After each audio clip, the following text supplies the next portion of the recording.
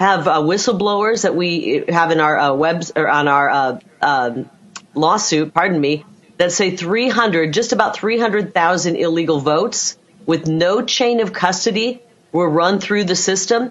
We believe more than 130,000 votes are possibly have terrible voter, verification and shouldn't have been counted.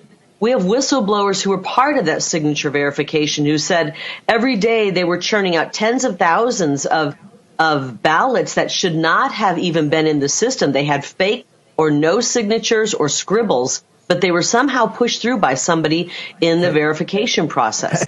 And this is according to the rules that are agreed to that she's supposed to oversee. Am I correct in that? Yeah. I mean, let's face it, election laws and election rules are not optional. They're not like, well, follow these if you want. They're mandatory and they're put there for a reason, especially as all of these states and counties push toward mail-in ballots. Signature verification and chain of custody are our only security to make sure we're having legal votes counted. We believe there were hundreds of thousands of illegal votes counted, and we believe our lawsuit proves it. Not to mention that one of the biggest and greatest experts when it comes to certification of machines and that type of background says that the only way for this to have happened was through intentional wrongdoing. They did not certify the machines that were used on Election Day. And we had printers that were going down in almost 60% of Election Day voting centers. We had equipment that was malfunctioning.